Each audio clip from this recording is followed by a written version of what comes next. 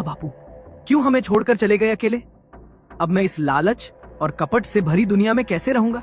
मुझे कुछ समझ ही नहीं आ रहा है। तभी बाहर से आवाज आती है। ओए गोपाल, घर से बाहर निकल, कहाँ छिपा बैठा है? गोपाल धीरे से बाहर आता है।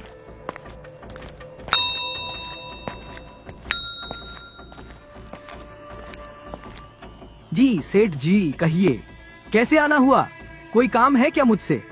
काम वाम कुछ नहीं, तेरे बाप ने मुझसे पैसे उधार लिए थे तेरी अम्मा का इलाज करवाने के लिए, लेकिन तेरी अम्मा तो चल बसी। मैंने सोचा तेरे बापू कमाकर मेरा पैसा चुका देगा, पर भगवान को वो भी पसंद आ गया और वो भी मर गया। अब मेरा पैसा तू देगा। सेठ जी मुझ पर रहम कीजिए, अभी तो बापू को मरे बस एक हफ्ता ही हुआ है। अचानक से इतने पैसे मैं कहाँ से ला सकता हूँ? तो कोई बात नहीं, तेरी जो खेती है वही गिरवी रख रहा हूँ। जब तक मेरा पैसा नहीं चुकाएगा तब तक खेत मेरी रहेगी। सेठ जी खेत दो, मैं पहले ही बापू के इलाज के लिए जमींदार को बेच चुका हूँ। अब मेरे पास बस यही घर और एक गधा है। मतलब तेरे पास अब कुछ भी नहीं बचा? तो चल मेरे घर काम करेगा, जब तक मेरा पैसा अदा नहीं हो जाता तब तक तू मेरी मजदूरी करेगा। और हाँ, अपने उस गधे को भी साथ ले आना जल्दी।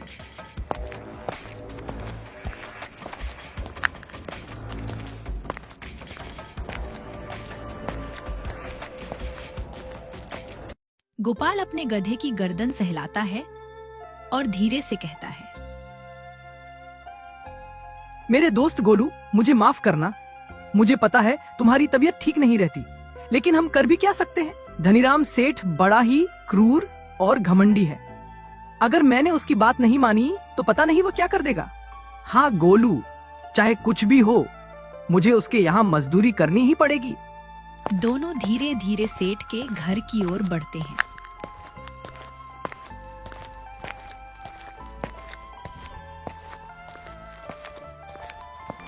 वहां पहुंचते ही सेठ गरजते हुए बोलता है, अरे गोपाल, आ गया तू। अब तुरंत नदी के किनारे जा, वहाँ जो सूखी लकड़ियाँ रखी हैं उन्हें बांट कर मेरे घर ले आ, तभी तुझे खाने को मिलेगा। पर सेठ जी, अभी तो मैं बहुत दूर से आ रहा हूँ और थक भी गया हूँ। थोड़ी देर आराम कर लूँ फिर चला जाऊंगा। अरे आराम भूल जा गोपाल, यहाँ रहना तो काम करना होगा, समझे? और सुन, अब मैं तेरा सेठ नहीं, तेरा मालिक हूँ। मुझे आगे से मालिक कहकर ही बुलाया कर, समझा? गोपाल चुपचाप सिर झुकाकर सेठ की बात मान लेता है और नदी के किनारे की ओर निकल पड़ता है।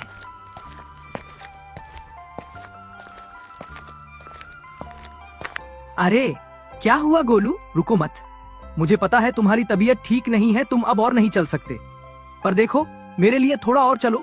गोपाल की बातें सुनकर घोलू यानी गधा थोड़ी ही दूर चलता है कि अचानक जमीन पर गिर पड़ता है।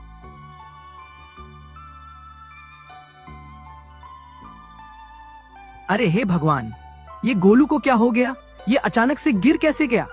कोई तो मेरी मदद करो। वाले गोलू कराहते हुए आवाज निकाल रहा था। उसी समय उसी रास्ते से एक साधु बाबा गुजर रहे थे।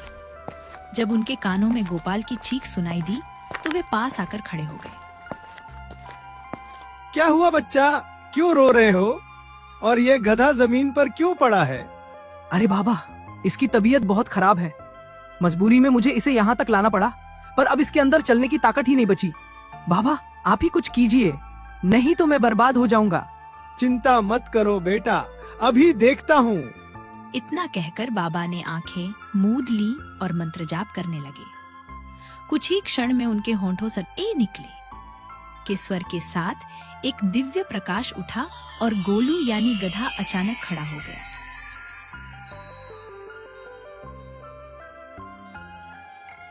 बच्चा गोपाल, मुझे पता है कि इस गधे के अलावा तुम्हारे पास अब कोई नहीं है।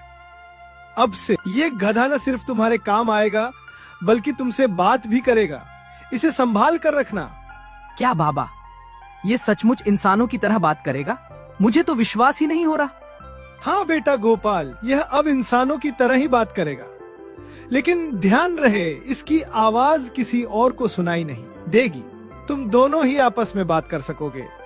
तीसरे व्यक्ति के लिए यह बस गधे की रेंकने की आवाज ही होगी।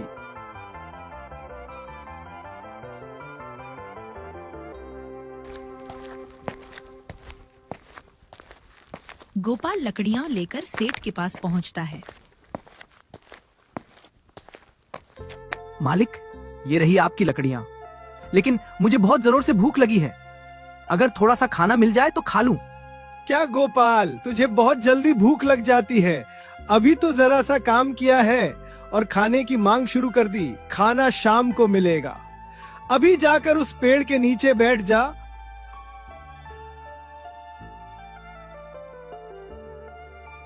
हारे सेठ की बात सुनकर गोपाल चुपचाप सिर झुकाता है और गधे गोलू के साथ पेड़ के पास जाकर बैठ जाता है। दोनों थके हारे आराम कर रहे होते हैं। तभी वहां एक बकरी आती है और मिमियाने लगती है।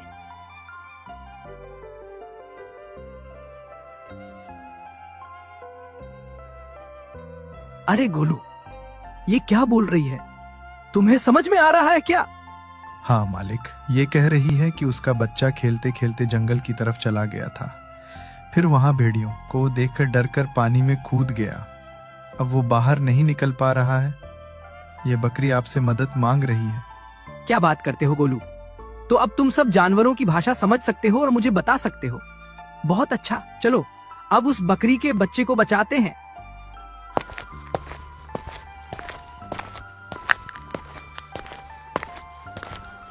गोपाल जल्दी से तालाब की ओर भागता है और बहुत कोशिश के बाद बकरी के बच्चे वो पानी से बाहर निकाल लेता है। तभी वहां पर गांव का जमींदार आ पहुंचता है। वाह बेटा गोपाल, तुमने मेरी बकरी और उसके बच्चे की जान बचाई है।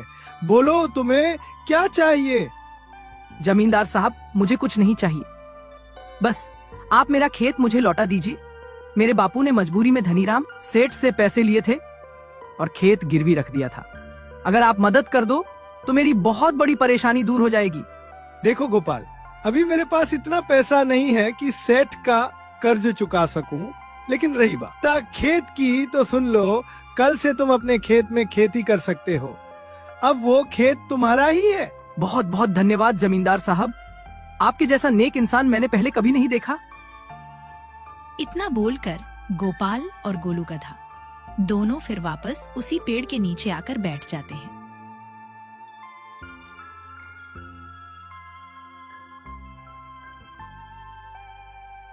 वो मालिक, गांव में जो तालाब है ना, उसी में जमींदार की बकरी का बच्चा गिर गया था। उसी को निकालने गया था। जमींदार उस बच्चे से बहुत प्यार करता है। जब मैंने उसे बाहर निकाला तो वे बहुत खुश हुए। गोपाल, अब मैं जो भी कहूंगा वही करना होगा, समझे? अभी और कुछ सुनना नहीं है। तुरंत नदी किनारे जाओ और लकड़ियां लेकर घर लौटो।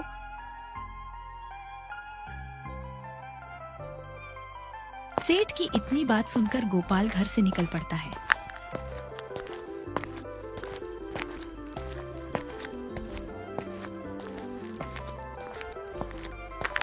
क्या हुआ गोलू? तुम अचानक रुक क्यों गए? तबीयत ठीक नहीं है क्या? अरे नहीं मालिक, मैं सोच रहा था कि चलकर अपना खेत देख आते हैं। बहुत दिन हो गए, जब बप्पा थे तभी उनके साथ खेत गया था। गोलू, तुम ठीक कह रहे हो, पर सेठ का भी तो काम जरूरी है। नहीं तो शाम को खाने के लिए कुछ देगा ही नहीं। नहीं मालिक, बस चलते हैं और तुरंत ही वापस लौट आएंगे। इतना सोचकर दोनों अपने खेत की ओर निकल पड़ते हैं।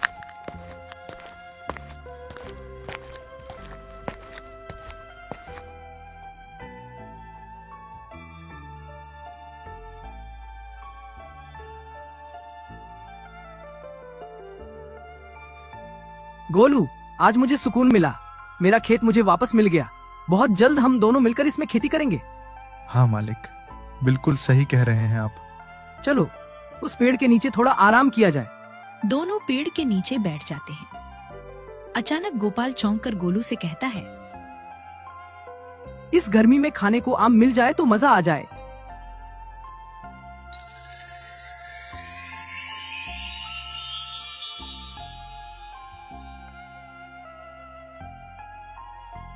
गोलू, ये देखो, मैंने आम मांगा और पेड़ से आम गिर गया। ये तो गजब हो गया। अरे मालिक, सचमुच? लेकिन इस पेड़ पर तो कोई फल नहीं लगे, फिर आम कैसे गिरा? मुझे समझ नहीं आ रहा। कहीं ऐसा तो नहीं कि ये पेड़ जादुई है? चलो अब इसकी परख करते हैं। रुको मालिक, पहले भूख बहुत जरूरों से लगी है। जल्दी से हम दोनों इस आम को खा लेते हैं।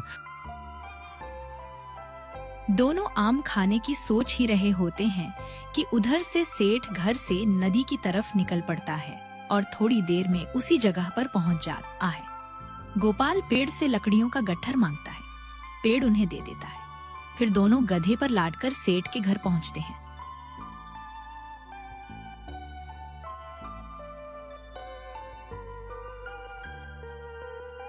आओ आओ बरखुरदार, तुम्हारा इंतजार कर रहा था। कहाँ गए थे? सच सच बताओ, नहीं तो इस गधे को अभी कसाई के हाथ बेचवा दूंगा। नहीं मालिक, ऐसा मत कीजिए। दरअसल उस दिन मैंने बकरी का बच्चा बचाया था। जमींदार जी खुश हो गए और फिर मेरा खेत मुझे वापस दे दिया। उसी को देखने गया था, इसलिए थोड़ी देर हो गई। तो कोई बात नहीं, आज से वो खेत मेरा। पर मालिक, मेरे पास तो कोई दूसरा खेत है भी नहीं। मैं पैसे कैसे चुका पाऊंगा? ठीक है, जब दूसरा खेत मिलेगा तो देखेंगे। और हाँ, एक बात और, ये गधा अब यहीं रहेगा। नहीं मालिक, ऐसा नहीं हो सकता। ये गधा जहाँ रहेगा वहीं मैं भी रहूंगा। बहुत खूब, फिर कोई बात नहीं, तुम्हारी मर्जी। गधा मेरे पास ही रहेगा और तुम भी यहीं रहो, काम करो। शाम को खाना खाकर सो जाना। इतना कहकर सेठ वहां से चला जाता है।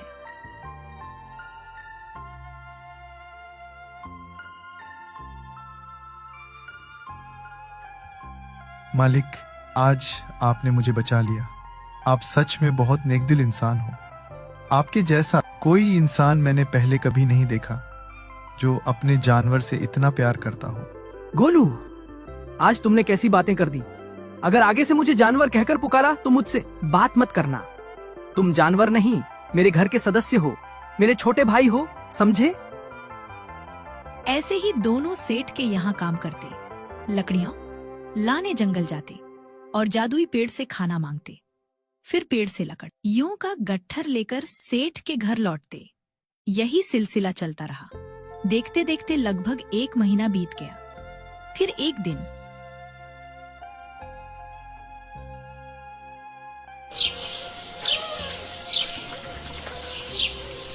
मेरे दिमाग में एक बात चल रही है। जादुई पेड़ से हम जो भी मांगते हैं हमें मिलता है, पर अब तक हमन कभी कुछ अलग मांगा ही नहीं। रोज वही खाना और लकड़ी। क्यों ना आज हम इससे सोने के सिक्के मांग ले। सिक्के मिल जाएंगे तो सेठ को दे देंगे और अपना खेत भी छुड़ा लेंगे, साथ ही नौकरी से भी आजाद हो जाएंगे। हाँ मालिक, आप बिल्कुल सही कह रहे हैं। ये बात तो मैंने भी सोची थी। चलो आजमाते हैं। हे जादुई पेड़, मुझे सोने के सिक्के दो ताकि मैं अपना कर्ज चुका सकूं। हे जादुई पेड़। इतना कहते ही पेड़ से सोने के सिक्के टपकने लगते हैं। गोपाल फौरन सिक्के उठाकर सेठ के घर पहुंचता है।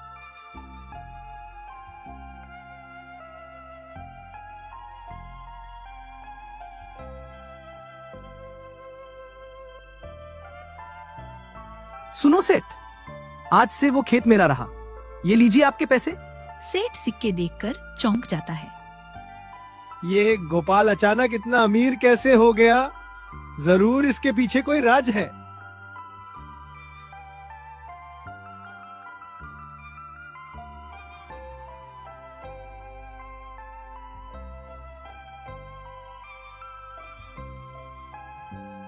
वह बाहर से मुस्कुराता है और गोपाल को खाना देता है।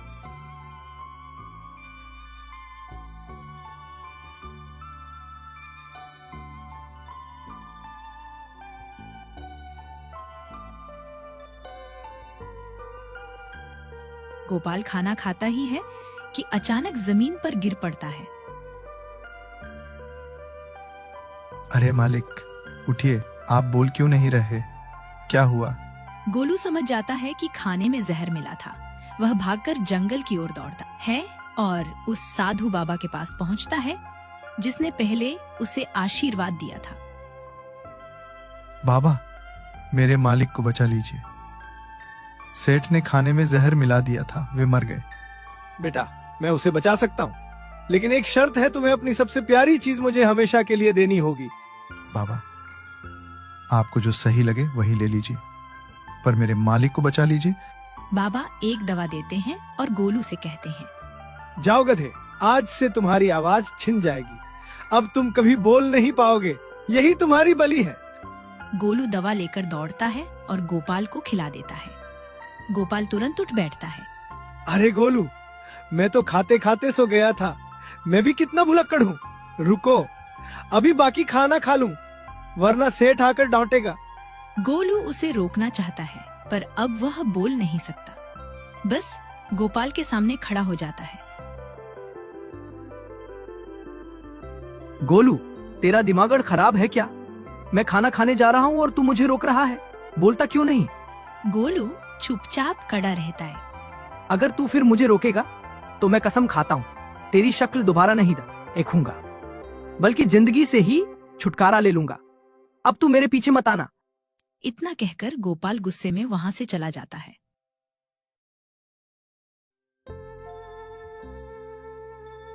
और घने जंगल में जाकर एक पेड़ के नीचे बैठ जाता है। उधर सेठ नदी किनारे से घर लौट रहा होता है। अचानक उसे लगता है कि कोई उसे आवाज दे रहा है। अरे भगवान, ये तो गोपाल की आवाज है, पर वो तो मर चुका है। लगता है उसका भूत मुझे बुला रहा है। नहीं, मैं नहीं रुकूंगा। सेठ डरकर भागता है और सीधे घर पहुंचता है।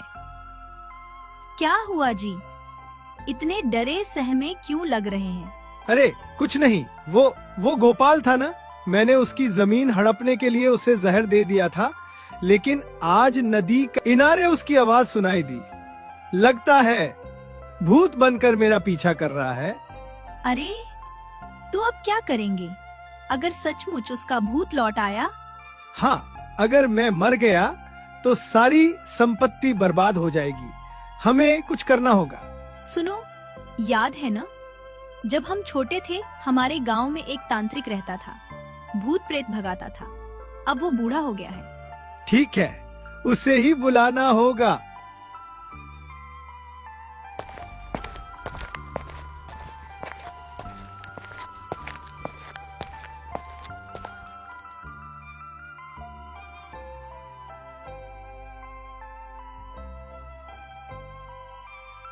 अरे बेटा, अब मैं ऐसे नहीं जा सकता।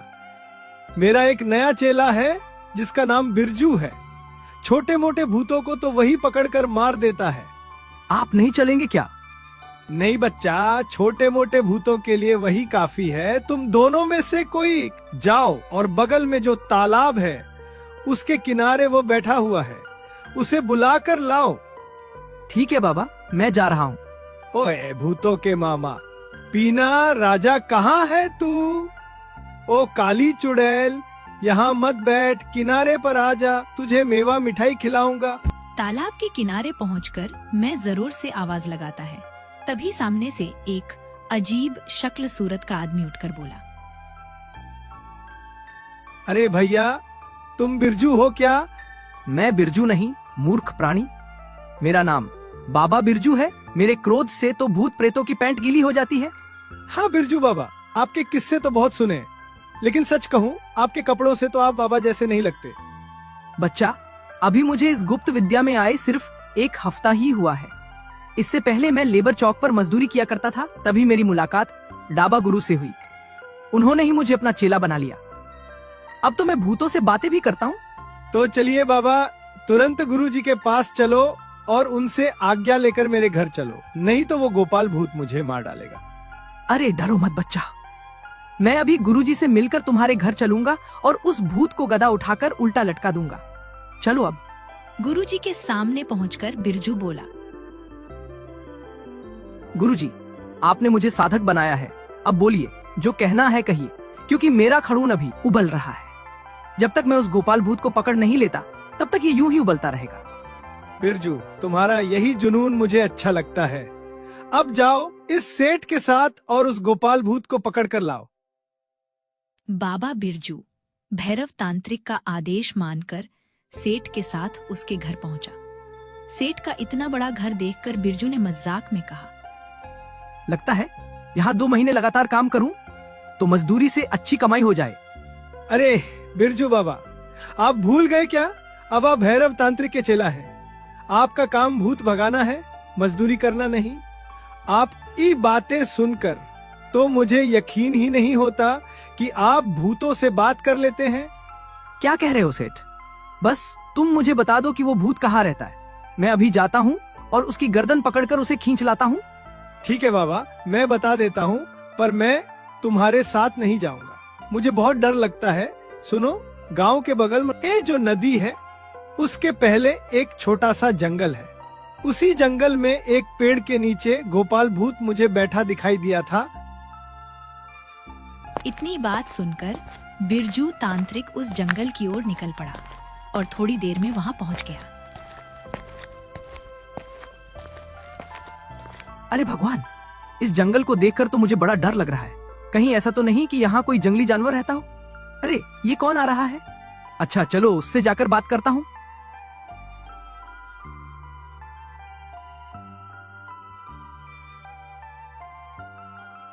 भाई, आपसे कुछ पूछना था। इस जंगल में कोई भूत रहता है क्या? मुझे उससे बात करनी है। क्या भूत भूत की बातें कर रहे हो? मैंने तो कभी यहाँ कोई भूत देखा ही नहीं, और अगर होता भी तो मैं रोज इस रास्ते से अपने काम पर आता जाता हूँ, कभी दिखा नहीं। अच्छा, तो इसका मतलब तुमने कभी भूत देखा ही नहीं। शक्ल से तो लगते हो बड़े बेवड़े। जरा जबान संभाल कर बात करो। मैं प्यार से बोल रहा हूँ और तुम रौब झाड़ रहे हो। अरे भाई, गुस्सा मत हो, बस पूछ रहा था। अच्छा ये बताओ, तुम यहाँ कर क्या रहे हो? कुछ खास नहीं, दरअसल मैं बगल वाले गांव से हूँ। मैं सेठ के यहाँ नौकरी करता हूँ। आज गुस्से में मैंने अपने गधे को भला बुरा कह दिया, तो वो जाने कहाँ भाग गया। उसी को ढूंढ रहा हूँ, मिल ही नहीं रहा। तुम सेठ के यहाँ काम करते हो? कहीं तुम्हारा नाम गोपाल तो नहीं? हाँ, मेरा ही नाम गोपाल है। क्यों, तुम मुझे जानते हो क्या? अरे मोरे मामा, भागो भागो, ये तो वही सेठ का आदमी है। अरे भाई, ये तो मेरे बस की बात ही नहीं। वो सेठ तो खुलेआम घूम रहा है और मुझसे बात भी कर चुका है। अब मैं जा रहा हूँ, भैरव तांत्रिक को ही लाकर लूंगा।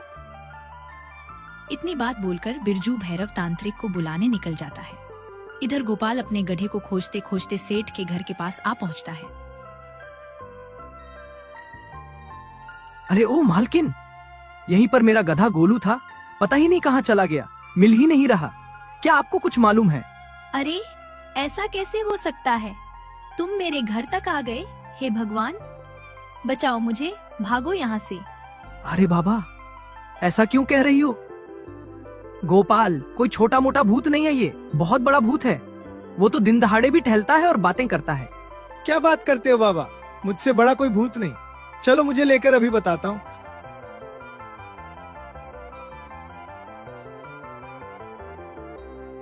बाबा, वो सामने पेड़ के नीचे बैठा है।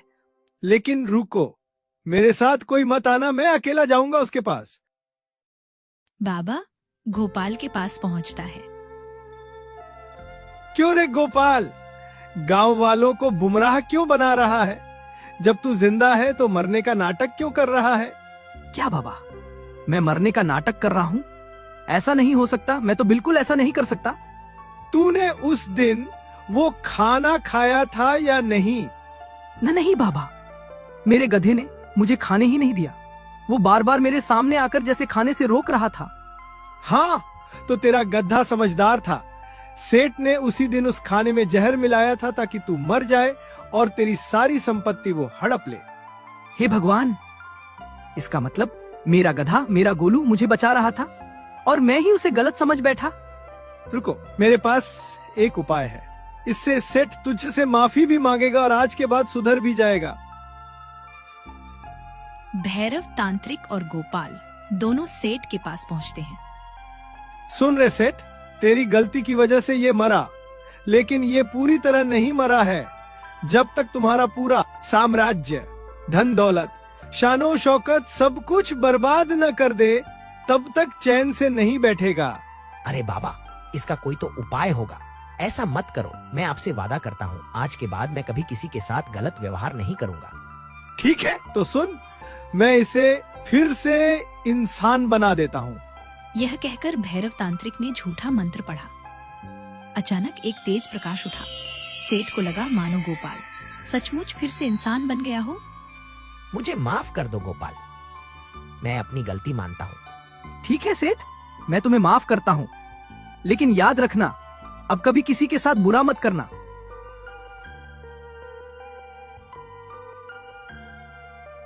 इसके बाद गोपाल अपने गधे की तलाश में निकल पड़ा।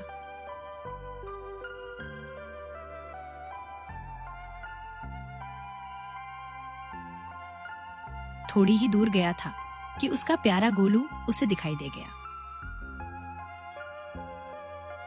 अरे मेरे गोलू, तू ही मेरा असली रखवाला है, तूने ही मुझे मौत से बचाया। फिर गोपाल गोलू के साथ उस जादुई पेड़ के पास गया और उसे खूब सारा धन मांगा।